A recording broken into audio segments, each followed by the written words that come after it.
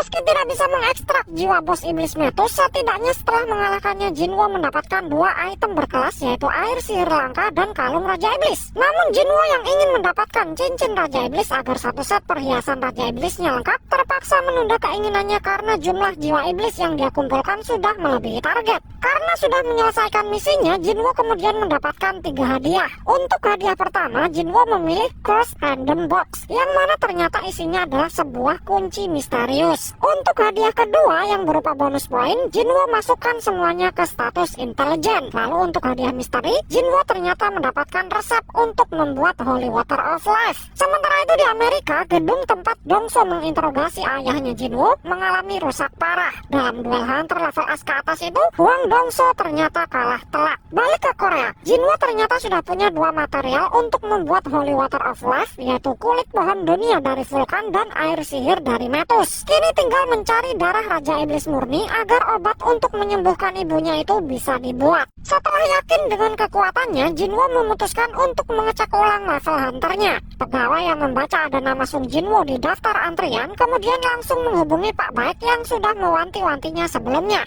Karena ada seorang calon hunter yang grogi parah, Jinwo akhirnya masuk ke ruangan pengecekan lebih dulu. Dan begitu Jinwo meletakkan tangannya di atas detektor, hasil pengukuran menunjukkan error. Meski sudah dicoba berkali-kali, tetapi hasilnya tetap sama saja. Si petugas kemudian melapor kepada asisten manajer yang kebetulan datang, yang langsung shock begitu melihat layar monitor. Menurut si asisten manajer, itu bukanlah error, melainkan tidak terukur. Dengan kata lain, Jinwo adalah orang ke-10 di Korea yang masuk kategori hunter level S. Namun untuk memastikan hal itu, pihak vendor meminta Jinwo untuk datang lagi 3 hari kemudian karena mereka perlu mempersiapkan alat detektor yang lebih kompatibel. Di gedung sebelah, agen Woo Jinchul ternyata sedang berbicara dengan seseorang yang tiba-tiba merasakan ada sebuah kegaduhan di gedung tempat Jinwo berada. Orang tersebut ternyata adalah seorang hunter level S yang bernama Choi Jong-in. Sendiri ke TKP karena ingin secara langsung merekrut Jinwo. Karena Pak Choi bisa langsung menyadarinya, agen Jinchul jadi semakin yakin kalau Jinwo memang hunter level S. Namun Pak Choi harus menerima kenyataan kalau Jinwo langsung menolak ajakannya. Jinwo yang punya 3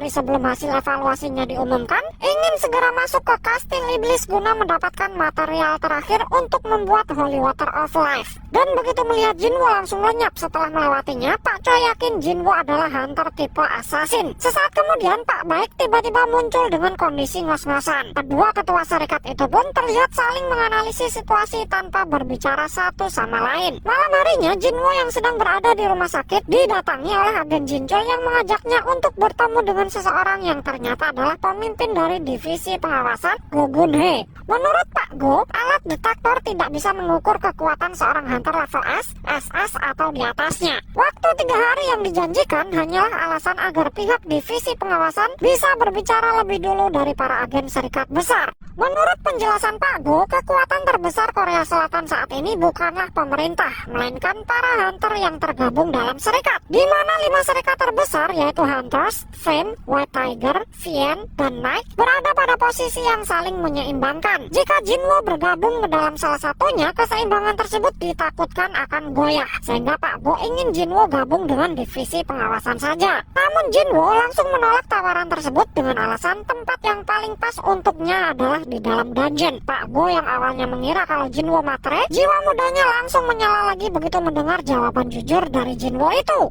Pak Go yang merasa sempat terlena dengan kesibukannya menjaga kestabilan negara, memutuskan untuk mengosongkan semua jadwalnya termasuk pertemuan dengan Pak Menteri karena dia ingin minum-minum bersama dengan Jinchul. Sementara itu di Amerika, Dongso yang sudah berakhir opnam di rumah sakit sepertinya masih belum terima dengan kekalahannya. Bahkan saat seorang agen asosiasi bertanya apakah benar Sung Il-hwan beneran bukan manusia, Dongso masih ngotot mengatakan kalau dia adalah monster. Karena berencana masuk ke kastil iblis lantai atas, Jinwo mencoba mencari equipment atau artefak yang bisa melindunginya dari api. Namun karena harganya sangat mahal, Jinwo memutuskan untuk menjual Orb of Avaris yang dia dapatkan dari mengalahkan Vulkan untuk mendapatkan uang cash. Masalahnya, Jinwo tidak punya cerita yang cukup masuk akal untuk menjelaskan dari mana asal-usul artefak tersebut. Maka dari itu, Jinwo kemudian mencari cara untuk bisa ikut dalam misi dungeon level A. Dan bingo, ternyata ada sebuah attack force yang sedang sedang membuka rekrutmen. Sementara itu di kantor divisi pengawasan, Pak Go terlihat sedang membaca file yang berisi informasi tentang Jinwoo.